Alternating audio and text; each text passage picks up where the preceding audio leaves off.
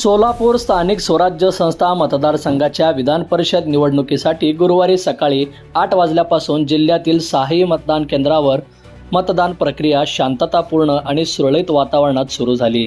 सकाळच्या पहिल्या तासापासूनच नगरसेवक, जिल्हा परिषद सदस्य, पंचायत समिती सदस्य तसेच विविध स्थानिक स्वराज्य संस्थातील लोकप्रतिनिधींनी मतदान केंद्रावर उपस्थित राहून मतदानाचा हक्क बजावला।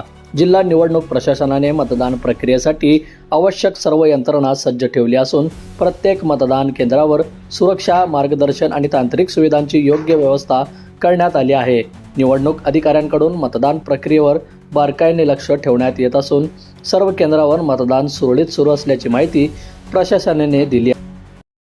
बंधुप्रेम न्यूज चॅनलला लाईक, सबस्क्राईब व बेल आयकॉन दाबायला विसरू नका। धन्यवाद।